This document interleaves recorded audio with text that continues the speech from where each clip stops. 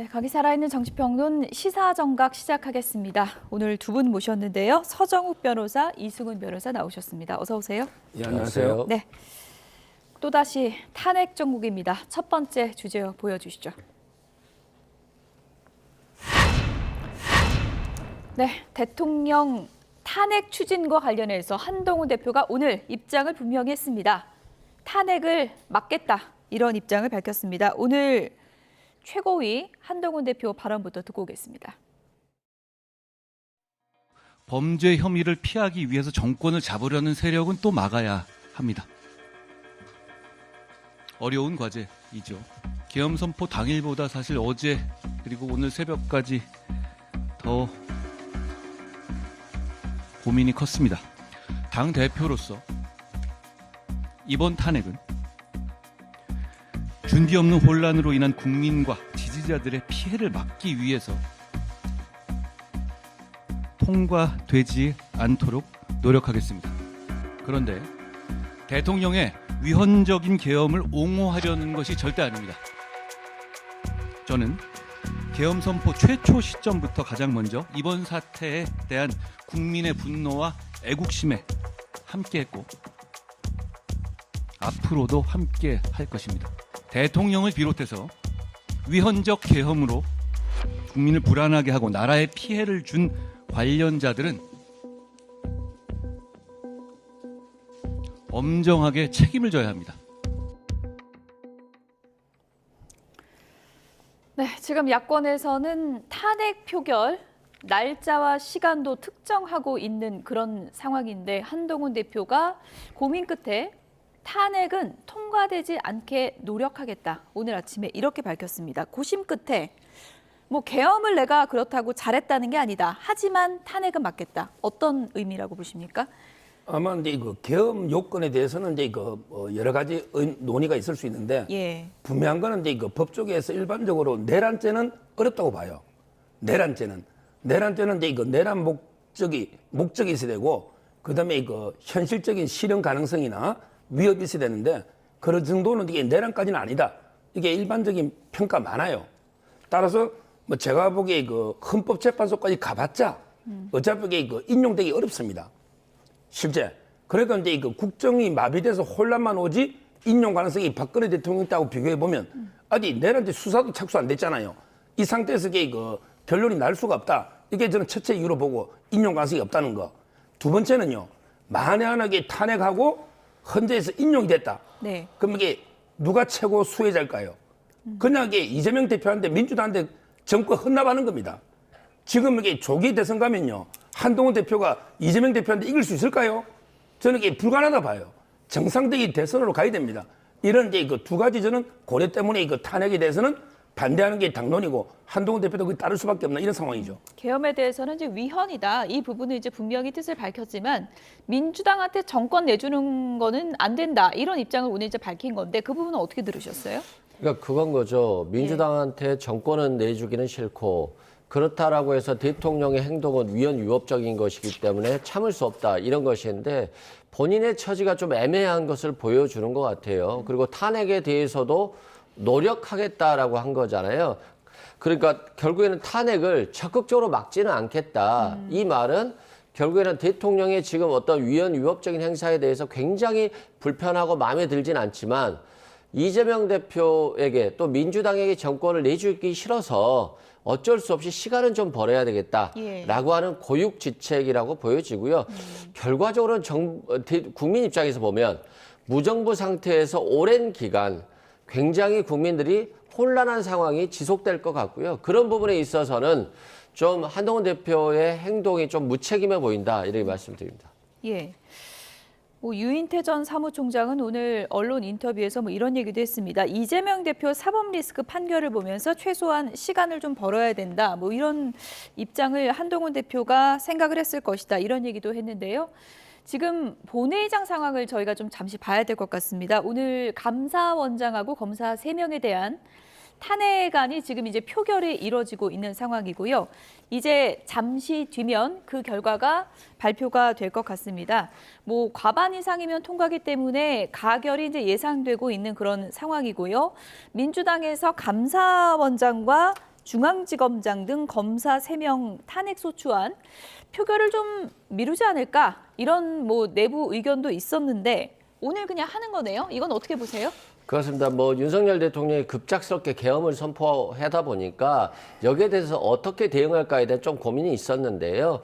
결국에는 국민의힘에서 당론으로 탄핵을 인용하지 않겠다라고 한 것이니까요. 그런 부분에 있어서 그렇다라고 한다면 민주당도 그냥 절차대로 가자라고 하는 것 같고요.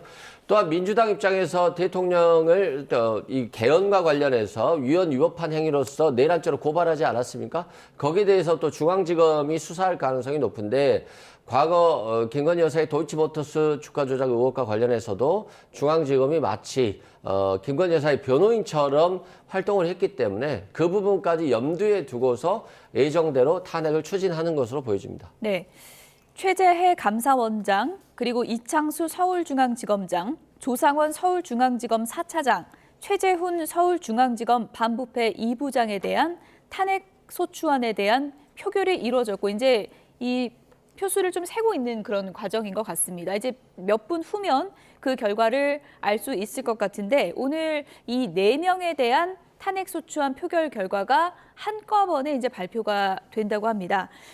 검사 3명, 중앙지검장이 이제 여기 포함이 돼 있고 그리고 이제 감사원장까지 이제 가결이 되면은 사상 초유의 좀 사태다 이렇게 볼 수 있는 거죠. 지금 이제 그 민주당의 그 전략가가 없는 것 같아요. 이게 엄청나게 민주당이 지금 자책골을 엮고 있습니다.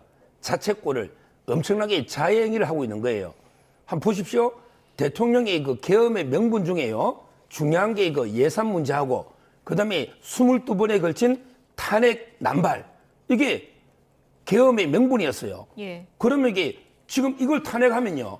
이렇게 대통령 계엄의 명분만 일부 뭐 그런다고 다 정당하다는 건 아니지만 그렇지만 이게 명분을 오히려 주는 거 아닙니까? 이걸 보고 이게 검사들 평검사까지 다 반발하고 여기에 대해서 국민 여론이 안 좋아요. 그다음에 감사원도 마비시킨다고 다 반발하고 있어요. 이걸 통과시키면 야 봐라 민주당이 지금 20몇 번째 국정을 마비시키고 있지 않냐. 이런 게 완전히 역풍이 불 수 있잖아요. 이걸 지금 대통령 탄핵 앞두고 이렇게 굳이 여론의 역풍을 저는 이게 초래한다는 게 그게 전략가가 없다는 거예요. 민주당 입장에서는 차라리 미루는 게 낫었다 이렇게 보시면 이거 하면 이게 누가 예. 잘했다고 할까요? 일반 국민들이. 이걸 봐라. 국회가 너무한 거 아니냐. 지금 대통령이 권한 남용을 이야기하잖아요. 그럼 이게 국회는 권한 남용이 없습니까?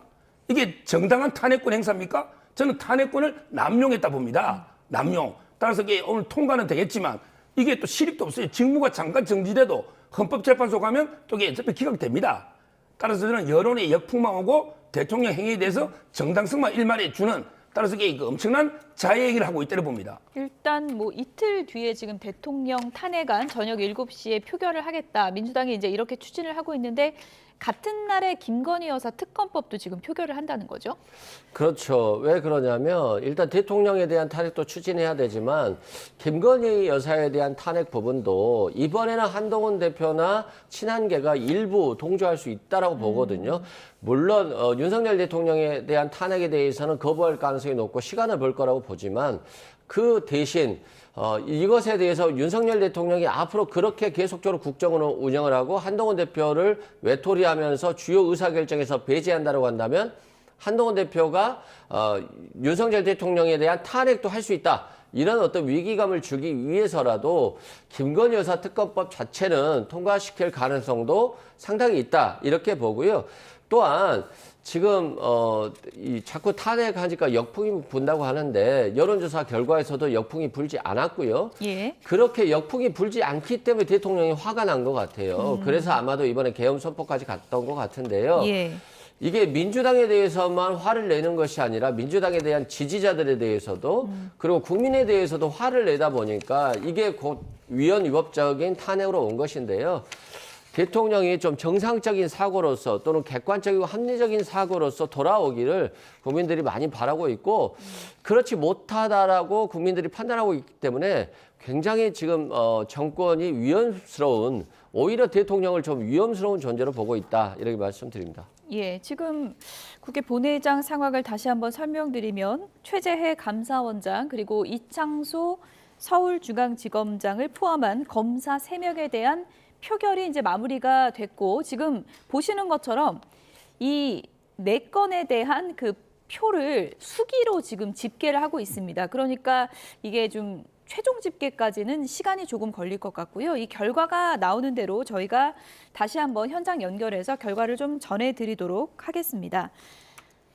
네, 지금 이승훈 변호사는 이번엔 친한 쪽에서 대통령 탄핵 표결을 하면 지금 이제 이탈표가 8표 이상이면 탄핵안이 이제 통과되는 건데 그럴 수 있는 분위기가 있는 거 아니냐라고 이제 보고 계시거든요. 어떻게 보세요? 저는 이제 전혀 다르게 분석하고요. 지금 친한 표라는 게 이거 한동훈 대표의 의사가 제일 중요하잖아요. 예. 근데 한동훈 대표도 이제 이거 탄핵에 대해서는 반대한다. 탄핵을 이게 막겠다고 하잖아요. 예. 근데 친한계 의원들이 한동훈 대표 뜻하고 다르게 탄핵을 할 이유가 전혀 없고요. 이렇게 하면요. 한동훈 대표도 이거 공멸한다니까요. 왜냐하면 이게 조기 탄핵과 조기 대선 가면 이거는 이제 누가 뭐래도 이재명 대표의 민주당이 헌납 반응이 맞아요. 예. 그리고 유인태 사무총장도 그렇게 이야기했잖아요. 따라서 그럴 가능성이 없고 뭐 이번에 이거 지금 탄핵 표결이 늦어지는 거는 아마 이제 이거 탄핵은 이게 다 무기명 아마 투표일 겁니다. 그러다 보니까 이제 이거 전자 투표를 안 하고 수기로 하다 보니까 좀 이게 이거 늦어질 수가 있는데 통과는 될 거예요. 과반이면 돼요. 원래 감사원장하고 이제 그 검사는 과반이면 되거든요. 따라서 이제 통과는 될 거지만 아무런 이게 실익이 없는 어떻게 그 자책골 자행이라고 보는 거죠. 예. 탄핵안이 과연 통과될 것인가? 정치권에서 이런저런 얘기들이 나오고 있습니다. 어떤 얘기들이 나오고 있는지 얘기를 좀 들어보도록 하겠습니다. 이제 가능하다 뭐 불가능하다 이걸 따지기 전에 국민의힘 의원들은 어느 나라 의원인지를 한번 묻고 싶습니다. 그리고 정당의 역할은 뭡니까? 그리고 국회의원은 어떤 역할을 해야 되는 겁니까? 민주주의와 헌정 질서를 수호해야 하는 본연의 의무와 책임이 있는 분들이고 정당이 아닙니까? 반인륜적인 헌법 위반을 했던 행위에 대해서 국민의힘은 그걸 동조하겠다는 뜻인지요? 되묻지 않을 수 없습니다. 이 부분에 있어서는 잘 모르겠어요. 왜냐면 그날 계엄군이 침입하는 걸 보고 나는 탄핵에 찬성해야겠다 라면서 울분을 토로한 그런 의원들도 제가 봤거든요. 국민의힘에? 예, 국민의힘에 의해서 봤습니다. 어제 기준으로 특검을 만약에 재의결했다 그러면은 무조건 통과. 그리고 탄핵안에 대해서는 제가 한 대여섯 명의 의원들이 개인적으로 소통했을 때 이 상황에서는 국민들의 뜻에 따를 수밖에 없지 않겠냐라는 취지로 저한테 이제 소통했는데 그분들도 오늘 또 내일 이렇게 대화해보면서 또 어떤 식으로 입장을 정할지는 봐야겠지만은 지금 뭐 며칠 전에 비해 상당히 국민의힘 의원들도 격앙된 분위기가 있다. 그것까지는 확인할 수 있었습니다. 네, 물론 누구 말이 맞는지는 잘 모릅니다만은 이준석 의원은 내가 대충 확인한 거는 지금 6명은 된다. 지금 이런 얘기를 하고 있거든요. 어떻게 들으셨어요? 그러니까 그 예. 당시만 해도 굉장히 그 국민의힘 국회의원들도 분노를 했을 거예요. 아니, 대통령이 뜬금없이 계엄을 선포한 거잖아요. 뭐 교통이 두절된 것도 아니고 통신이 두절된 것도 아니고 국민들이 뭐 경찰서를 습격한 것도 아니고 그렇다고 한다면 아무런 비상계엄 상태가 없음에도 불구하고 한 거잖아요. 그리고 유일하게 그 비상계엄이 되면 대통령은 행정부와 사법부를 장악할 수 있는 거잖아요. 그럼에도 불구하고 국회는 장악하지 못하게 했거든요. 그건 왜 그러냐면 헌법기관인 국회가 계엄 해제 요구권을 가지고 있고 대통령을 견제할 유일한 견제 수단이기 때문에 그걸 보호하는 겁니다. 그런데 국회에 와가지고 계엄 해제 요구를 의결하려고 하는 국회의원들을 막아선 거잖아요. 그래서 국회의원들이 담장을 넘어가서 한 것이고요.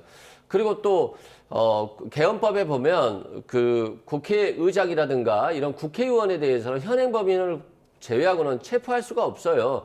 그럼에도 불구하고 이재명 대표나 우원식 의장에 대한 체포조가 있었다라고 지금 언론 기사가 나오고 있잖아요. 그렇다라고 한다면 헌법상의 계엄 해제 요구권을 막으려고 하는 것이고요. 예. 그래서 이건 위헌 위법하다라고 하는 것이기 때문에 예. 이건 지금 실제는 탄핵돼야 됩니다. 국민을 상대로 총칼을 든 거예요. 예. 해프닝으로 끝났다라고 해서 위험하지 않다? 위법이 아니다. 이렇게 되는 건 아니라고 봅니다. 시간이 많이 흘렀지만 박근혜 전 대통령 탄핵 표결 당시 그 당시에는 여당에서 이탈표가 어느 정도 있었는지 그 표 수가 나온 그래픽이 있는데 그걸 좀 보여주시면 좋을 것 같습니다. 그 당시에는 이제 새누리당이었죠, 여당이. 새누리당에서 이탈표가 얼마나 나왔는지 지금 확인을 해보시면은 62표 찬성이 나왔었습니다. 지금 그때와는 상황이 완전히 다르다, 그렇게 보십니까? 그렇죠. 저는 이게 저 그래픽을 안 봐도 잊을 수가 없는 게 그 2, 3, 4, 5, 6, 1, 2, 3, 4, 5, 6 할 때 숫자 똑같잖아요. 예. 2, 3, 4, 5, 6. 그러네요. 그래서 2, 3, 이게 저 4, 그걸 5, 잊을 6이네요. 수가 없어요. 예, 그렇게 해서 근데요. 외우셨습니까? 그러니까 처음 볼 때 2, 3, 4, 5, 6이니까 예. 제 말은 이게 그때하고는 틀리죠. 예. 그때는 이제 그 유승민 의원이나 김무성 이런 분들이 주도적으로 탄핵을 찬성했고요. 예. 근데 이번에는 한동훈 대표가 반대하고 있잖아요. 이런 게 주도세가 없죠. 예. 그다음에 그때는요. 또 이게 야당이 상대적으로 대안이 문재인하고 이제 안철수 호칭 생략하면 두 분이 대안이었어요. 예. 그러니까 이제 국민들이 볼 때는 문재인, 안철수 정도 뭐 이게 무난하다. 대안이 이런 일부 여론도 있었어요. 근데 지금 대안은 이재명, 조국입니다. 조국 대표에게 대법원 선거 앞두고 뭐 연기 요청해도 받아들여 주겠습니까? 그다음에 이재명 대표도 지금 재판 때문에 대통령이 못 나와요. 저 살살 못 논다 봐요.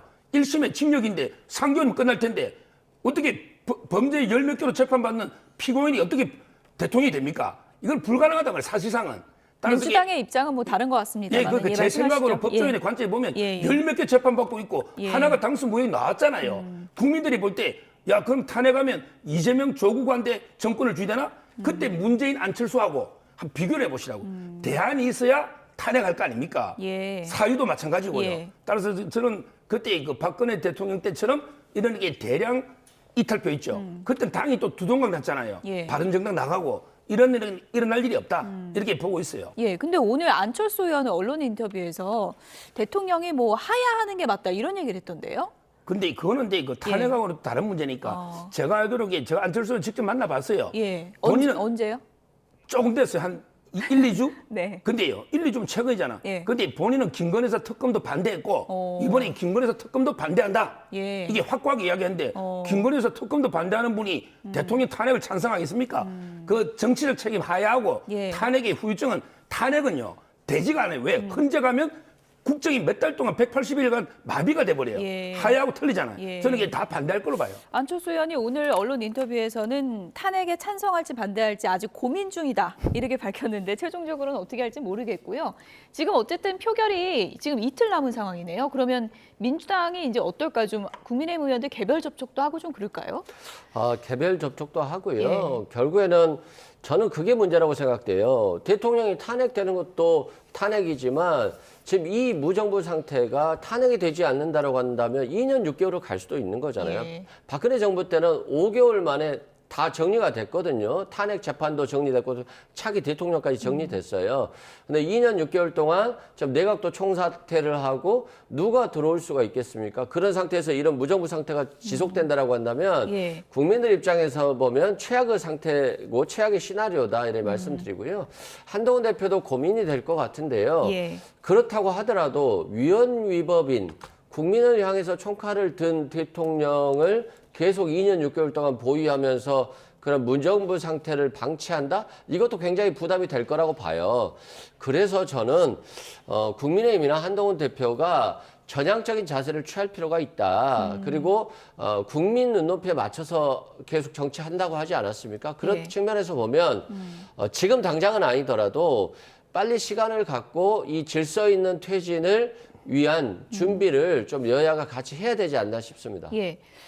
김건희 여사 특검 표결도 그럼 같은 날 하겠다는 건데 결과가 똑같이 나올까요? 아니면 좀 다르게 나올 수 있다고 보십니까? 다르게 나올 수 있다고 다르게 봐요. 나올 수 있다. 왜 그러냐면 탄핵에 찬성을 하지 않고 뭐 통과되지 않도록 노력하겠다는 거잖아요. 예. 통과되지 않게 하겠다가 아니잖아요. 이건 벌써 여지를 둔 거고 어제 한동훈 대표가 대통령 만나고 왔잖아요. 근데 대통령이 뭘 잘못했냐라는 취지로 얘기를 해서 답답한 마음으로 돌아오지 않았습니까? 결국에는 대통령이 변하지 않을 것이기 때문에 한동훈 대표는 고민이 더 커지는 거예요. 대통령이 무릎 꿇고 국민들한테 사죄한다. 진심으로 사과한다라는 게 아니라 아직도 야당 탓, 의사 탓, 언론 탓이잖아요. 그러면 한동훈 대표 입장에서 굉장히 답답한 건데 결국 대통령의 마음이 바뀌지 않는다라고 하는 상황에서 한동훈 대표가 김건희 여사 특검 정도는 제물로 줄 수 있다라고 저는 생각합니다. 내가 탄핵은 막는 거 찬성인데 김건희 여사 특검까지는 굳이 막지 않겠다. 이렇게 스탠스를 가져갈 수 있다는 건데 어떤 생각이세요?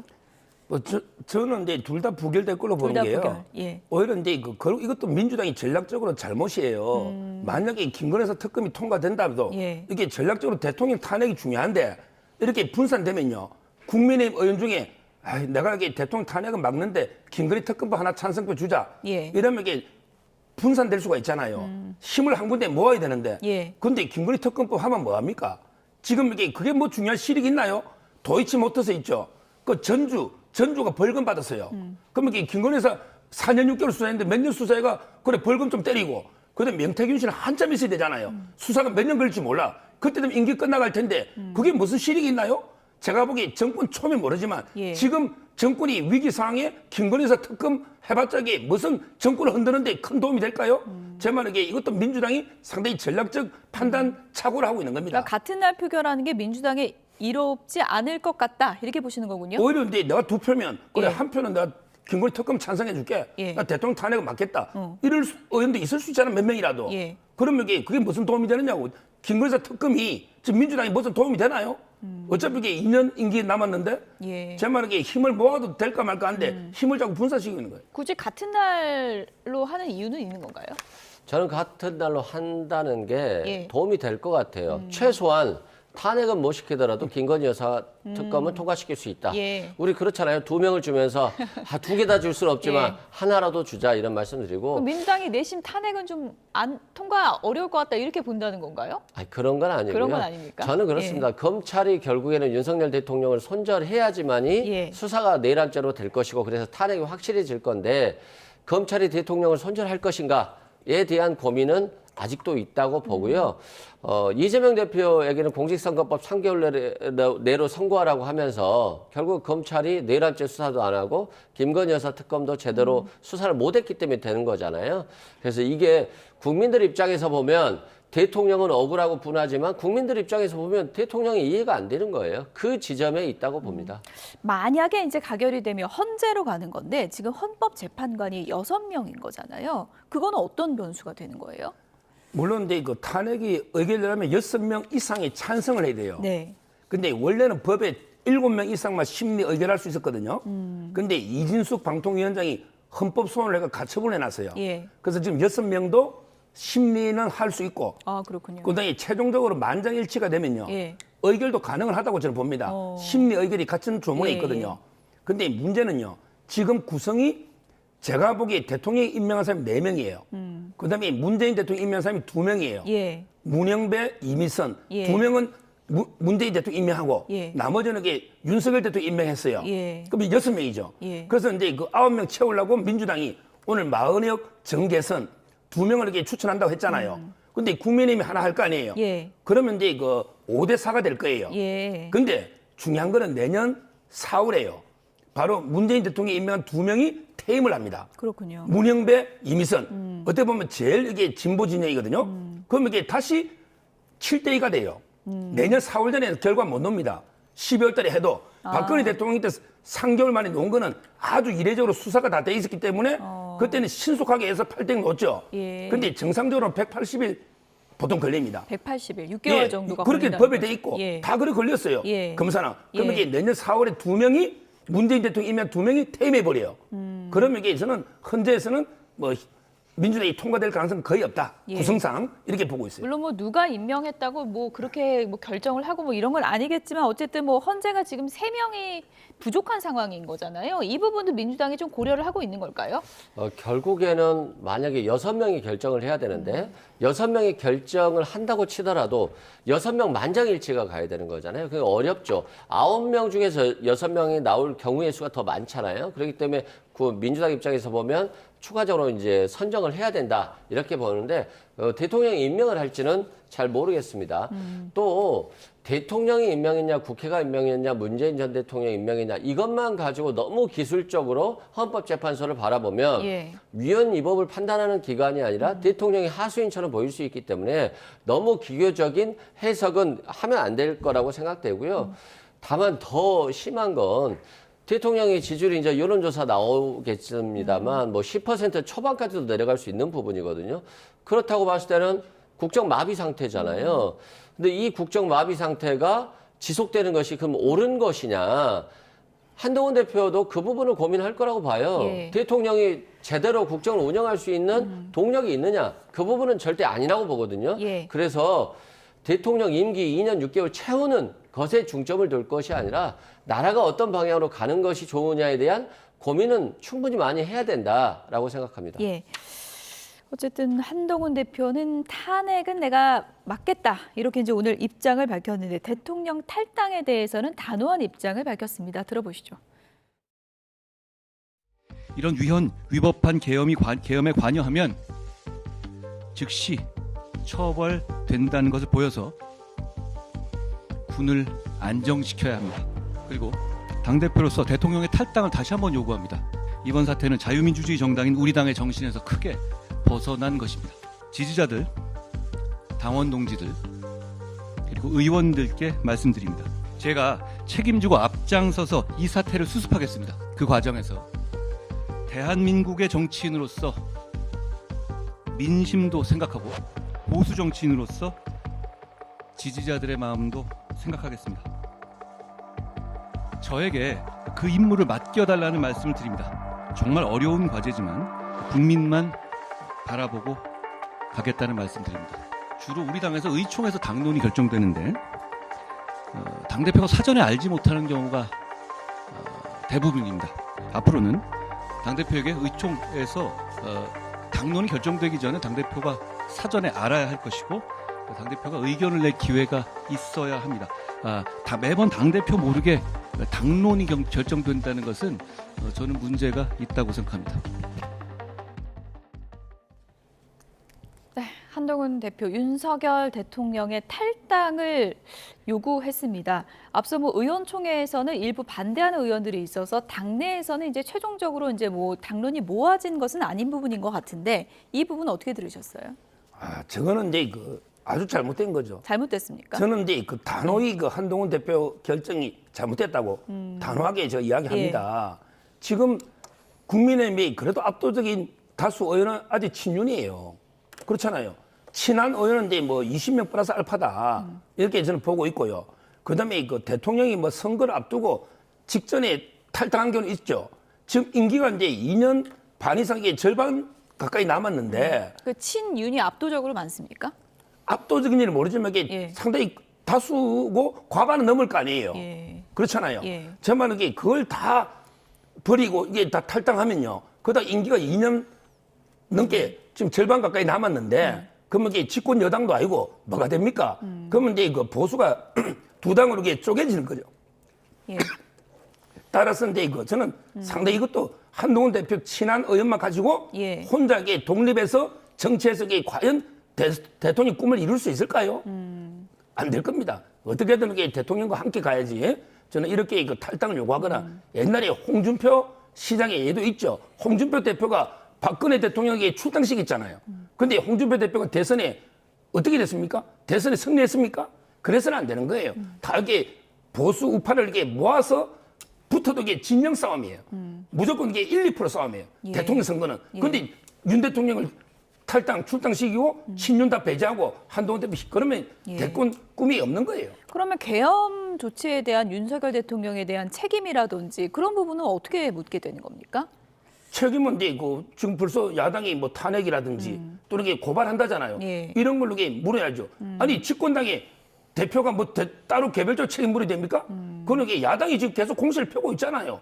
그걸로 저는 충분히 된다고 봐요. 지금 그런데 이제 뭐 친한 게 논리는 그렇습니다. 이렇게 예를 들어 뭐 탄핵이 부결되고 수사 과정으로 갔을 경우에 이 부분과 관련해서 당이 거리를 두고 있어야 되는 거 아니냐 이런 주장이거든요. 그건 어떻게 보세요? 당연히 그럴 필요가 있죠. 만약에 김건희 여사 특검돼서 김건희 여사 수사받죠. 그리고 내란죄로 대통령 수사받죠. 김영현 국방부 장관 수사받죠. 그러면 국민의힘도 똑같이 마찬가지로 무정부 상태인 정부와 마찬가지로 멘붕이 올 겁니다. 그런 측면에서 아마 탈당을 요구하는 것이고요. 아니 대통령이 위헌 위법적인 모든 거의 대부분의 국민이 이해할 수 없는 계엄을 선포했는데 그분을 1호 당원으로 데리고 있는다는 것 자체가 이해하기 어려운 부분이잖아요. 그래서 당연히 탈당을 요청한 거고요. 다만 이제 한동훈 대표가 책임지고 이 사태를 수습한다라고 했습니다만 검찰이 안 움직이면 아무런 수습이 안 되잖아요. 본인이 법무장관일 때와 지금 아닐 때는 많이 다르다. 그래서 저는 한동훈 대표도 마찬가지로 검찰 수사를 좀 촉구해서 진짜로 이 계엄 선포에 누가 잘못했는지 책임 소재는 분명히 밝혀야 될 필요가 있다 말씀드리고 추경호 원내대표가 이 계엄과 관련한 해제 요구와 관련해서 국회로 오라고 하지 않고 자신은 원내대표실에 있으면서 당사로 오라고 그랬잖아요.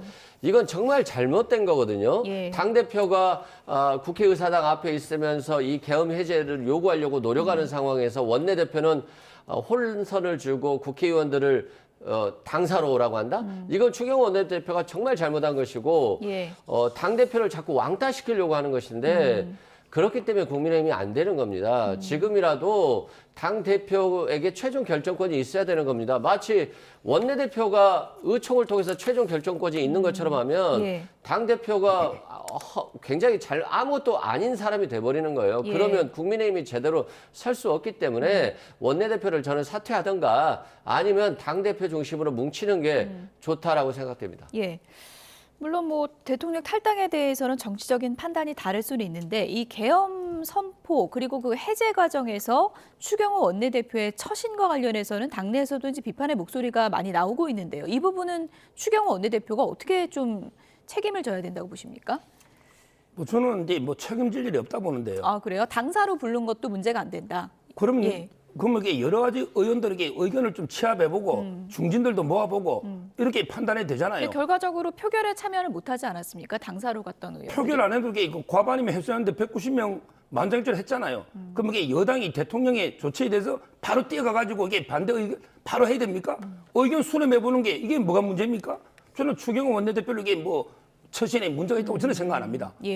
그러면 뭐 많은 분들이 뭐 여러 가지 생각이 다를 수는 있지만 정치적으로 그러면 추경호 원내대표 같은 경우는 이제 계엄 선포한 것에 대해서 긍정적으로 보는 것인가 또 이렇게 생각을 할 수 있잖아요. 그 부분은 당에서 입장 정리가 좀 필요할 것 같은데요.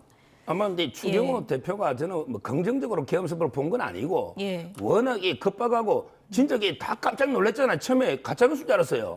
그러다 보니까 그게 상황을 좀 파악해보고 우리가 신중하게 처신하자. 아니 그 뭐 해제에 언제든지 요구할 수 있는 거 아닙니까? 이걸 좀 진상을 파악해보자 이건데 이걸 가지고 이게 뭐 저는 아직 마침 이게 엄청 큰 잘못이 있는 것처럼 이렇게 해서는 안 된다 봐요. 지금 언론 보도로 보면요.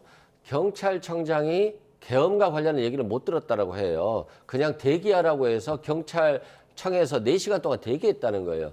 그러면 이 계엄이라고 하는 게 경찰력으로 막을 수 없을 때 군인이 필요한 거잖아요. 그럴 때 계엄을 하는 것인데 경찰청장이 모르고 있었다. 심지어 신원식 안보실장도 모르고 있었다고 해요. 추경호 원내대표도 몰랐다고 해요. 그러면 대화를 하려고 한다면 원내대표실로 부르든 국회로 불러서 대화를 해야 되는 것이지 니들은 당사로 와 해놓고 자기는 국회에 있는다? 이거 자체가 실은 대통령이 우왕좌왕하는 것과 마찬가지로 추경호 원내대표도 대통령이 황당한 결정을 하니까 우왕좌왕하면서 그냥 혼선만 준 거예요. 그냥 어떻게 할지 모르겠으니까 그냥 대통령의 뜻대로 일단 계엄 해제 요구를 못하게 막았다. 저는 보고요. 그렇기 때문에 원내대표로서의 책임감 있는 행동을 전혀 못하고 있고 그냥 대통령만 바라보고 있는 거다라고 생각합니다. 어쨌든 뭐 어제 한동훈 대표가 대통령과의 회동에서 대부분 침묵하고 있었다. 언론에서는 이렇게 전해지고 있고 이 부분이요. 그러니까 그 계엄 선포 이후에 국회 그 과정에서 한동훈 체포조가 있었다. 이 내용과 관련해서 한동훈 대표가 좀 항의를 했다고 하거든요. 그건 어떻게 보세요? 지금 이제 그거는 진상 규명을 해봐야 될 거예요. 오늘 이게 또 그게 체포조가 그런 게 없었다. 이런 이제 그 반박도 나오잖아요. 이걸 섣불리 저는 단정할 이유 갖고 진상조사를 해봐야 되는 거고요. 만약에 뭐 체포한 다음에 대통령이 말한 것처럼 그 포고령에 정치활동 자유 제한이 있으니까 아마 이게 그 개별적으로 밑에 이제 그 계엄사령관이나 거기서 판단했을지 모르겠는데 제가 보기에는 이게 체포조는 저는 믿기 어려워요. 왜 그러냐면요. 국회 총 들어간 병력이 얼마냐면요. 280명이에요. 진짜예요. 국회에 보면 상주 인원이 얼마입니까? 국회 경비대에도 이게 더 많을 거예요. 거기다가 이게 보좌진들 있죠. 국회의원들이 있죠. 진짜 국회를 마비시키고 체포하려면요.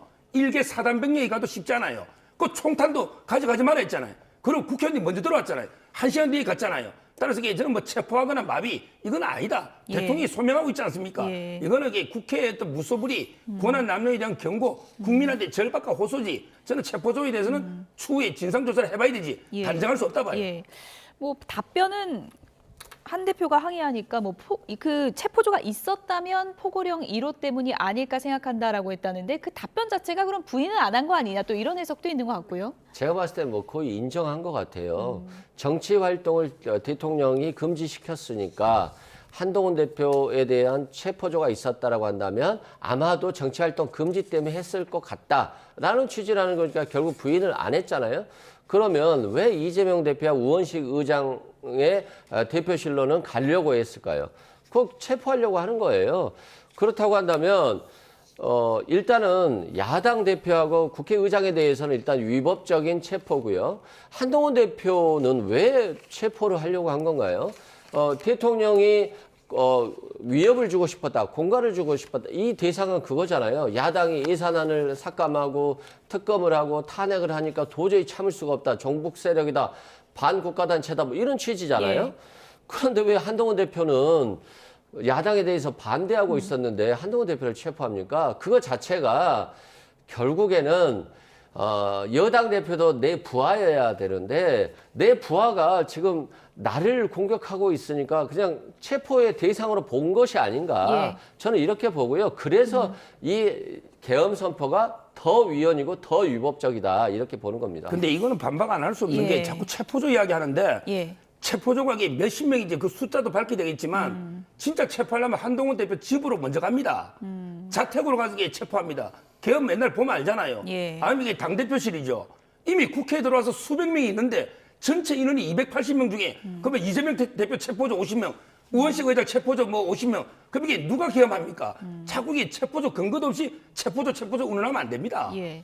그래서 대통령이 정상적 판단이 어렵다고 보는 거예요. 그러면 200 몇십 명 갖고 국회를 가서 국회를 다 막아서 계엄 해제 요구를 못 할 수 있다라고 판단하는 것 자체가 저는 대통령이 정상적 판단을 못하고 있고 그래서 김용현 장관이 결정한 선택이 아니라 대통령이 결정하고 김용현 장관이 건의하는 형식을 취한 거다.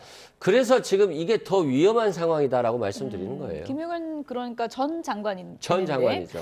김용현 전 장관이 그러니까 적극적으로 건의해서 한 모양새는 아닐 것이다 이렇게 추측을 하시는 건가요? 그렇죠. 그러니까 김용현 전 장관 시절 그랬잖아요. 이건 계엄은 있을 수 없는 거다. 지금 21세기 어떻게 되냐. 예, 어떤 잠시만요. 분이- 지금 국회 네. 본회의장을 좀 가봐야 될 것 같습니다. 현장 화면을 보여주시죠.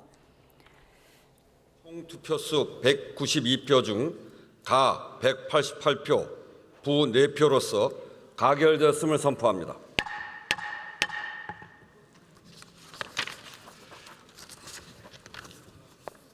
검사 이창수 탄핵소추안은 총 투표수 192표 중 가 185표, 부 3표, 무효 4표로서 가결되었음을 선포합니다.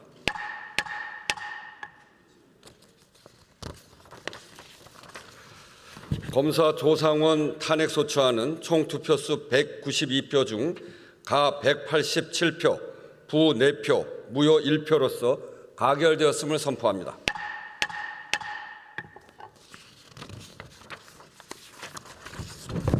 검사 최재훈 탄핵소추안은 총 투표수 192표 중 가 186표, 부 4표, 무효 2표로서 가결되었음을 선포합니다.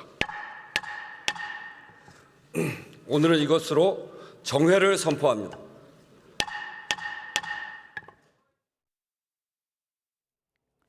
네, 감사원장과 서울중앙지검장 등 검사 3명 탄핵 소추안 지금 들으신 것처럼 모두 가결됐습니다.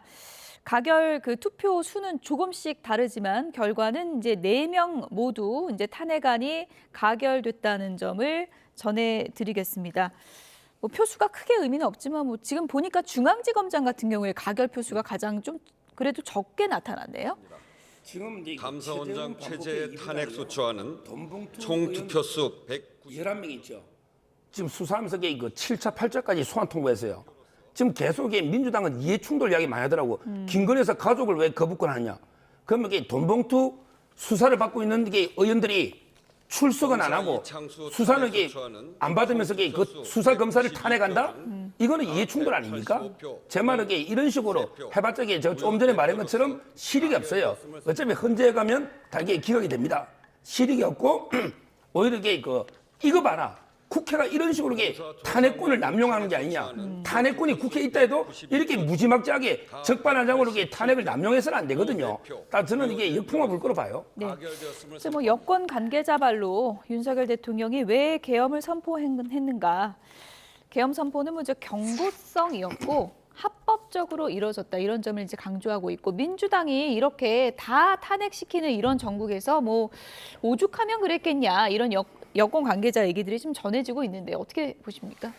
그러니까 뭐 예산을 삭감하고 탄핵을 하니까 화가 나서 경고성으로 했다는 거잖아요. 그 자체가 벌써 위헌 위법적이다 이렇게 말씀드리고요. 아니 뭐 계엄 선포라는 건 결국에는 군병력으로 총칼을 들고 언론 출판 결사의 자유, 그다음에 정치 활동의 자유 이런 것들을 금하는 것인데 이걸 경고성으로 할 수 있는 건가요? 할 수 없는 거고요. 그렇기 때문에 위헌 위법이다. 그래서 대통령이 이 부분에 대해서는 책임을 져야 되고요. 김용현 전 장관도 뭐 해외 도피 소식도 지금 나오고 있는데요. 빨리 검찰 수사를 받아야 되고 또 다른 검사에 대한 탄핵이 이루어지지 않으려고 한다면 제발 그 여당에 대한 수사, 이런 계엄에 대한 수사도 좀 해주셔야 됩니다. 수사 결과를 지켜보자 하면서 2년, 3년 지나니까 지금 이 탄핵에 대해서 역풍이 불지 않는 겁니다. 예, 지금 뭐 국회에서 이제 국방위가 열리고 있고요. 계엄 사령관을 맡았던 박안수 육군 참모총장이 출석을 해서 여러 가지 질문에 답변을 하고 있는데요. 다음 키워드 보여주시죠. 계엄 선포를 대통령 발표를 보고 나도 알았다. 이렇게 오늘 주장을 했습니다.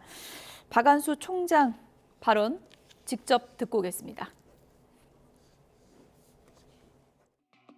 참모총장님, 예, 본인은 계엄 사실을 언제 알았습니까? 예, 계엄 사실은 갑작스러운 지휘통역실을 이동하게 되었고 그때서 대통령께서 담화하시는 걸 보고 알았고 바로 이어지는 정군 지휘관회의에서 생각하게 지시했습니다. 국회에 군부대 투입할 때 군부대 투입의 명령을 하셨죠? 군부대 명령하지 않았습니다. 그럼 누가 명령을 해서 누구의 명령으로 헬기가 들어왔습니까? 계엄 사령관이 지시를 안 했는데 어떻게 부대가 왔습니까? 그걸 제가 정확하게 모르겠습니다. 중앙선거관리위원회 계엄군 들어갔죠? 예, 나중에 언제 보냈습니까? 시간을 묻습니다. 언제? 그 부분은 들어갔는지도 몰랐습니다.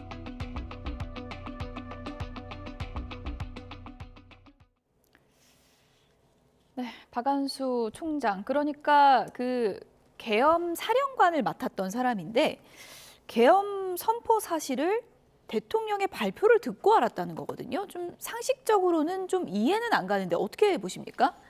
그렇죠. 저도 이제 뭐 이게 아마 워낙에 그 보안을 유지하면서요. 워낙에 급박하게 되다 보니까 치밀한 준비나 이런 게 전혀 없은 건 분명하잖아요. 예. 그렇다 보니까 이제 거의 아무도 몰랐다는 거고요. 심지어 이제 어떤 언론에 보면 그 김건희 여사도 몰랐다는 거 아니에요. 어떤 언론에. 예. 제 말은 그만큼 이게 보안을 하다 보니까 실행성이 없었던 것 같아요. 김건희 여사도 몰랐다는 게 언론에 보도가 그 나왔습니까? 단계에 있습니다. 기사가. 예. 그리고요. 장관들도 대부분 몰랐던 것 같아요. 장관들도 영문도 모르고 국무회에 갔다는 거 아닙니까? 뭐 실제 제가 보기에 김용현 장관이나 이상민 행안부 장관 예. 이 정도는 알았을지 모르지만 나머지 장관은 깜짝 놀라서 가보니까 그렇다는 거죠. 따라서 저는 뭐 계엄 사령관도 늦게 그만큼 사전에 준비가 없었다. 뭐 이런 이제 징표가 아닌가 이렇게 보이고 그러면 누가 명령했는지는 그렇게 이제 더 진상 조사를 해보면 되겠죠. 예. 김용현 장관이 한 건지 아니면 이게 뭐 실제 특정 사령관도 있고 하니까 그런 게 앞으로 조사를 해보면 알 것 같아요. 보통은 이제 계엄 사령관의 최초 지시로 인해서 헬기가 떴고 이런 게 이뤄졌다고 생각하는데 헬기 뜬 것도 누가 지시했는지 잘 모르겠다 그러거든요. 이걸 어떻게 이해해야 될까요? 저는 개인적으로 김용현 전 국방부 장관이 했다고 봐요. 이 계엄을 동의할 만한 사람이 누가 있겠어요? 결국에는 없고요. 김용현 전 국방부 장관 같은 경우는 입틀망으로 유명하잖아요. 그런 측면에서 충암고 선배로서 대통령과 그냥 한 몸이라고 생각을 하기 때문에 그 위헌 위법적인 상황에 같이 한 것이다라고 보고요. 정말 이게 코미디 같은 게 어떻게 경찰청장도 모르고 있고 안보실장도 모르고 있고 계엄사령관도 모르고 있다는 것 자체가 스스로가 국가 비상사태가 아님에도 불구하고 욱한 마음에 야당에 화가 나서 여당 대표에 화가 나서 대통령이 결정한 것이다라고 하는 정황 증거거든요. 그래서 이 부분과 관련해서는 내란죄로 수사가 가능하면 수사가 진행된다라고 한다면 대통령이 굉장히 법적인 처벌을 받을 수 있는 것이다라고 하는 이 정황 증거라고 생각됩니다. 예. 계엄 사령관도 모르게 헬기가 뜨고 계엄군이 국회에 진입을 한 게 사실이라면 애초에 그러면은 김용현 전 장관 같은 경우에는 알고 있었을까요? 그렇죠. 예. 아마 이제 저는 김용현 장관이나 이상민 행안부 장관 원래 계엄법에 두 분이 계엄 요청할 수 있는 권한이 있는 분들이에요. 예. 따라서 이제 뭐 일부에서 또 추한고 같이 동문이잖아요. 그런 점에서 이제 저는 두 분 정도가 알고 있었다. 이렇게 보는 게 합리적이라 봅니다. 김용현 전 장관이 뭐 이 계엄을 건의한 것으로 알려져 있는데 이것을 뭐 적극 건의한 것인지 대통령의 생각을 이행한 것인지 이 부분은 좀 추후에 확인해 봐야겠지만 어떻습니까? 김용현 전 장관 같은 경우에 이제 이력을 봤을 때 대통령과 상당히 좀 내밀하고 좀 친밀한 사이였다 이렇게 볼 수 있는 거죠. 근데 저는 개인적으로는요. 대통령의 뜻이 확고하다 봅니다. 모든 게 건의한다고 받을 대통령이 아니잖아요. 예. 대통령이 워낙 국회가 지금 너무 이제 국정의 발목을 잡고 이러다 보니까 이게 대통령의 뜻이지 김용현 장관이 적극적으로 하려면요. 그분이 그래도 군인의 길을 이렇게 걸어오신 분이 이렇게 허술하게 하지는 않을 거예요. 뭐 저는 형식적으로 이게 김용현 장관이 건의가 내가 책임을 다 지겠다. 이렇게 사의 표명하고 이게 면직이 됐거든요. 그렇지만 이제 결론은 대통령의 행위고요. 저는 대통령이 모든 책임을 지고 대통령이 국민께 설명하고 이게 맞다 봐요. 예. 뭐 김용현 전 장관이 이제 뭐 교체가 이제 확정이 오늘 된 거고요. 윤석열 대통령의 이제 충암고 선배로도 알려져 있는데 어떤 인물인지 자세하게 좀 짚어보겠습니다. 정재용 앵커가 정리해 드립니다. 네, 들으신 것처럼 김용현 전 국방부 장관은 윤석열 대통령이 선포한 비상계엄을 건의한 인물로 알려집니다. 김 전 장관은 어제 계엄에 책임을 지겠다며 사임 의사를 밝혔고 하루가 지난 오늘 오전에 윤 대통령은 이 사표를 수용했습니다. 김 전 장관은 육군사관학교 38기의 예비역 중장으로 수도방위사령부 사령관을 거쳐서 이 합참의 작전본부장을 역임을 했습니다.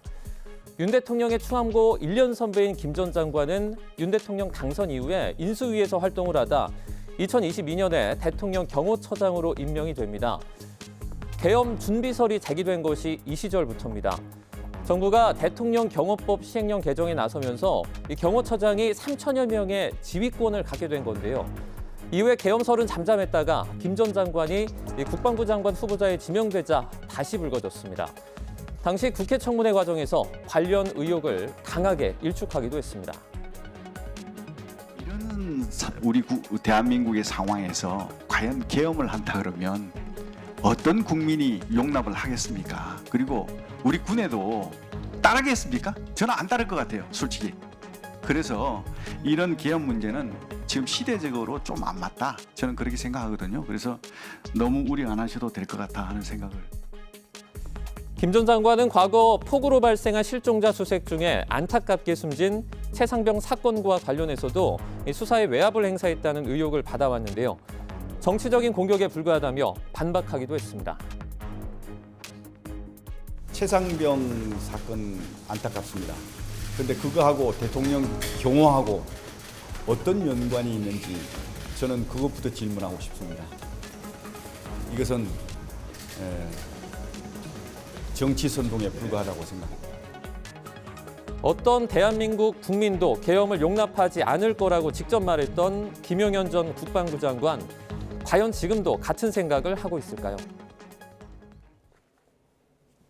네, 김용현 전 장관 오늘부로 이제 전 장관이 됐는데 사실 최상병 사건 때도 계속 이름이 거론됐던 인물이잖아요.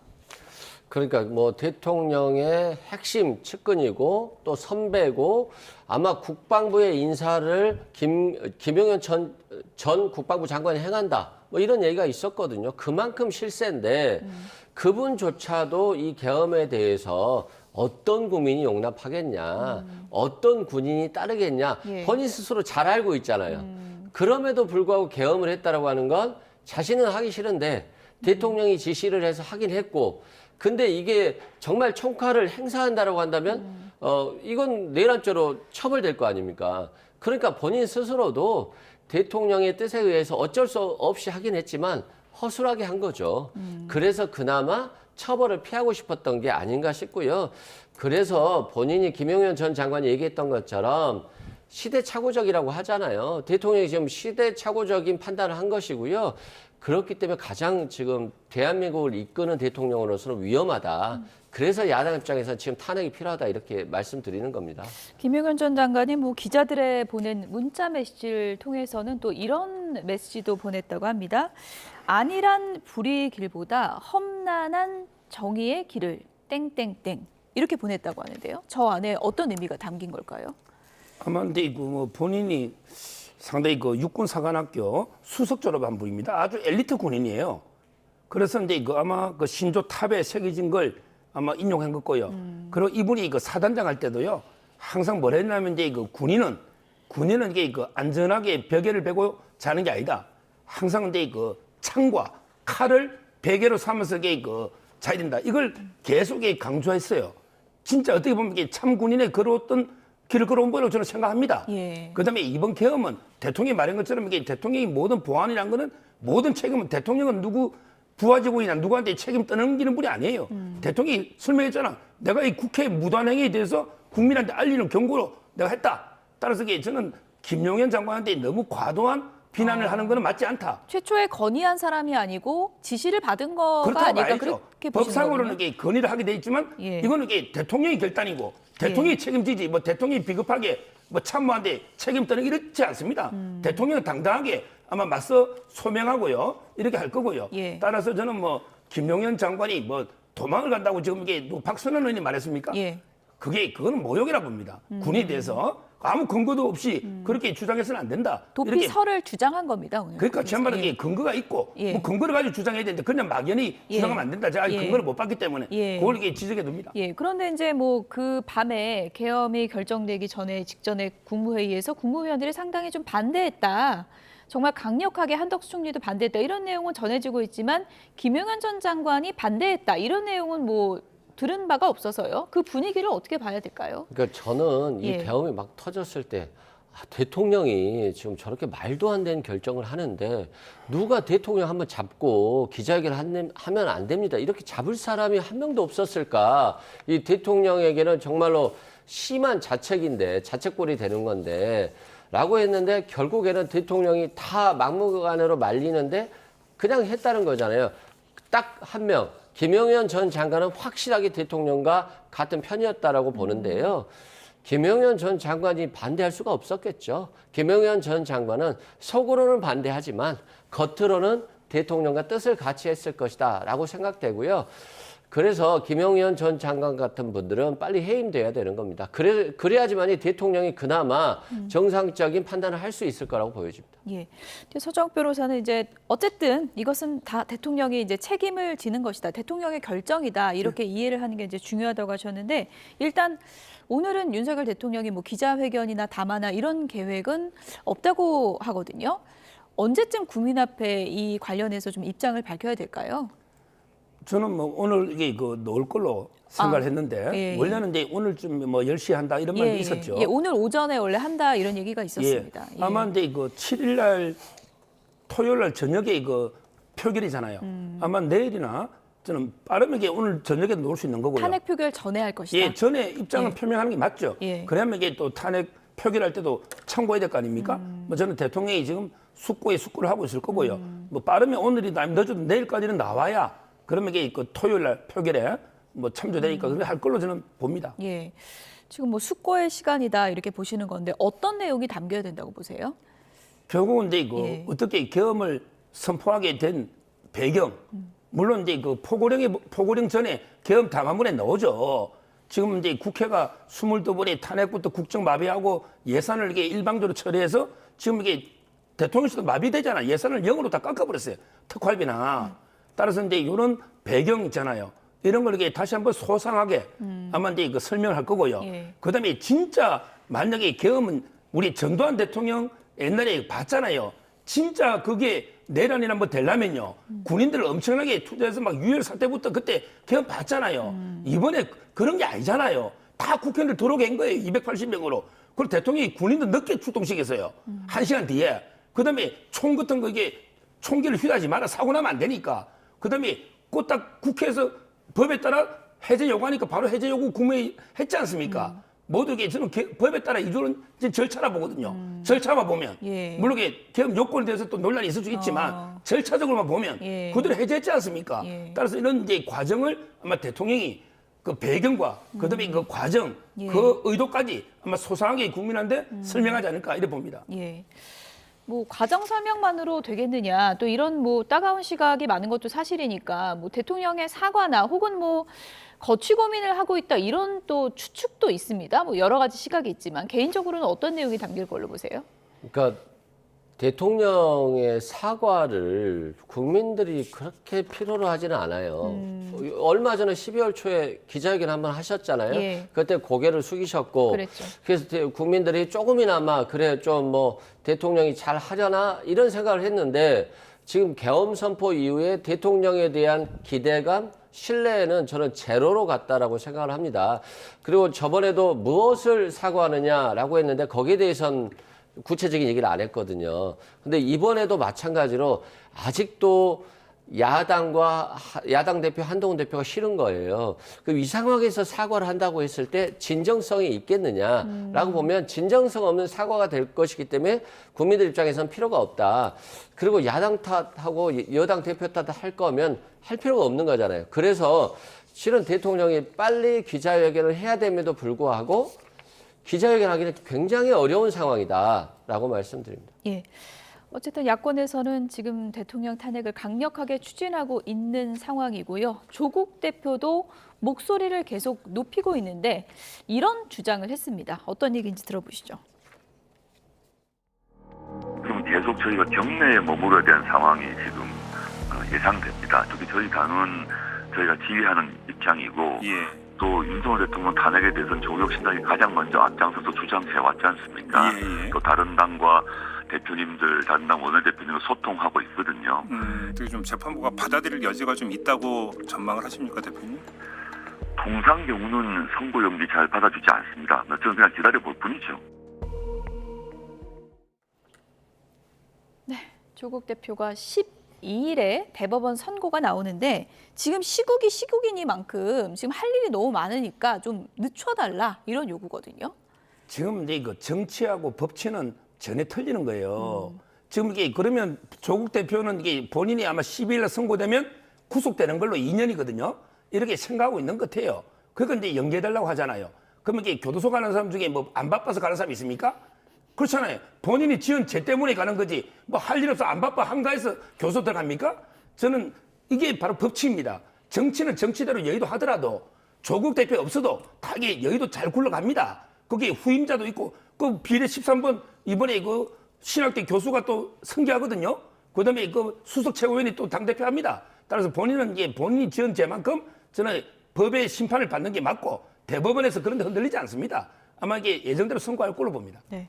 근데 본인이 스스로 원래 선고 연기는 좀 받아주지를 않는다 이렇게 또 얘기를 하고 있는데 뭐 큰 기대는 안 하지만 어쨌든 정치적 메시지의 일환이겠죠. 예. 네, 뭐 큰 기대는 안 하지만 지금 대통령의 이 비상계엄 상태로 정치적인 혼란, 격변기에 있기 때문에 자신이 뭔가 이 상황에서 탄핵을 주도해서 그 결과물을 내고 싶은 어떤 생각, 욕심은 있는 것 같아요. 그럼에도 불구하고 법원에서 잘 안 받아들여 줄 것 같긴 한데 혹시 또 한 번 정도는 받아들여 줄지 모릅니다만 탄핵 절차를 마무리한다는 건 좀 불가능하지 않을까 싶습니다. 예. 이재명 대표 같은 경우에는 이제 주의 재판 수가 굉장히 많은데 재판 일자가 내일 불출석 사유서를 이제 냈다고 하거든요. 이런 부분은 어떻게 보십니까? 이게 문제예요. 지금 이게 몇 번째냐고. 옛날 대정부 질문한다고도 이게 불출석. 이런 식으로 그다음에 뭐 녹화한다고요. 당대표에게 재산을 녹화한다고 또 불출석. 보통 사람들에게 두 번 안 놓으면 구속합니다. 제 말은 이게 이재명 대표가 6일 할 일이 뭐 있냐고요. 표결도 이게 7일 저녁이에요. 6일날 재판했는데 이 재판이 지금 2년 동안 위례밖에 못해서요. 대장도 유동규 신문에게 하다가 중단이 돼 있단 말이에요. 제 말은 이런 식으로 법치를 무시하니까 이게 혼란이 오고 이런 게 이재명 대표 방탄으로 국회가 되다 보니 이번 사태까지 터진 겁니다. 기본적으로 가면 이게 이재명 대표 1인 방탄을 위해서 민주당이 국회를 장악하다 보니 이게 저는 근본 원인이라 봅니다. 이재명 대표 내일 빨리 재판하러 가십시오. 저는 판사가 절대 허락해주면 안 돼요. 그 위정교사 무죄해준 판사거든요. 이런 걸 이렇게 받아주면 일반인들도 안 갑니다. 일 있다고. 저는 이재명 대표가 더 모범을 보여야 됩니다. 내가 아무 할 일 없어요, 이재명 대표. 이런 일이 안 가면 이게 우리 재판받으러 갈 피고인 아무도 없습니다. 네, 내일 뭐 당장 할 일이 없다고 아니 하시는 이런 정도 할 일 예. 없는 국민이 어디 있냐고요. 예. 재판받으러 가는 국민 중에 할 일 없어 다 재판받으러 갑니까? 예. 피고인이면 법을 준수해야 됩니다. 예. 아마도 이제 재판부가 정치적으로 좀 활용되고 있다 이런 인상을 주지 않기 위해서 연기를 안 해줄 수는 있을 것 같아요. 예. 그런데 뭐 이재명 대표에게 재판 잘 받고 모범을 보여라라고 하시는데요. 그건 윤석열 대통령하고 부인한테 좀 하셔야 될 것 같아요. 2년 6개월 동안 내내 수사받고 있고 아직도 수사하시겠다는 거잖아요. 그런데 부인이라든가 본인은 수사를 안 받는다라고 한다면 국민들 입장에서 보면 그 기준치 자체가 달라지는 거거든요. 그래서 저는 좀 서정욱 변호사님 말씀을 좀 대통령께서 좀 들어주셨으면 좋겠습니다. 예. 이재명 대표 같은 경우에는 지금 뭐 일종의 뭐 탄핵 정국이 이제 펼쳐진 것이 어떻게 보면 사법 리스크를 좀 희석할 수 있는 호기가 된 것이다. 이렇게 보는 이제 시각도 많잖아요. 또 반면에 김경수 전 지사도 이제 귀국을 하고 오히려 이제 비명계가 더 부상할 것이다. 이런 시각도 있는데요. 개인적으로 어떻게 보세요? 아마 이제 그 이재명 대표 입장에서는 그렇겠죠. 지금 이제 그 재판을 어떻게든 끌어보려고 침대 재판을 하는 거예요. 침대 재판을. 왜냐하면 이게 무죄는 어려우니까 대선까지 이게 연장을 해가지고 대통령 돼버리면 이게 중단되지 않겠나 이런 의도 같은데요. 근데 그거는 헌법재판소 저번에 사무총장이 답변도 있어요. 대통령이 돼도 재판은 그대로 진행됩니다. 대통령 된 데서 이게 재판이 중단되는 거 아니에요. 형사소추에 특권만 있지 재판이 특권 없다. 이걸 명심하시고 본인이 대통령 꿈이 있다면 어떻게든 이게 대통령 선거 전에 신속하게 재판해서 내가 깨끗하게 무죄받고 나와야 된다. 저는 재판 도중에 있는 피고인을 국민이 뽑지는 않을 겁니다. 이렇게 본인한테 결국은 재판 지연이요. 이재명 대표 발목을 잡는다. 이렇게 보이고요. 그다음에 뭐 아마 비명 김경수 지사도 이게 모든 일정 취소하고 지금 극극 귀국했잖아요. 그다음에 김동연 지사도 이게 광폭 행보를 보이고 김부겸 전 총리도 이게 계속 특강하고 활동을 하고 있습니다. 아마 이게 반 이재명 세력들도 이제 기회다. 조기 대선이면 아마 이게 우후죽순처럼 계속 그 당에서 플랜 B가 나올 걸로 봐요. 네, 어쨌든 지금 뭐 야권의 계획대로라면 지금 모레 7일 저녁 7시에 탄핵안 표결이 이뤄지게 되는데요. 대한민국 정치사에 어떤 날로 기록이 될지 표결 결과를 좀 지켜봐야 될 것 같습니다. 서정욱 변호사, 이승은 변호사 두 분이었습니다. 고맙습니다. 고맙습니다.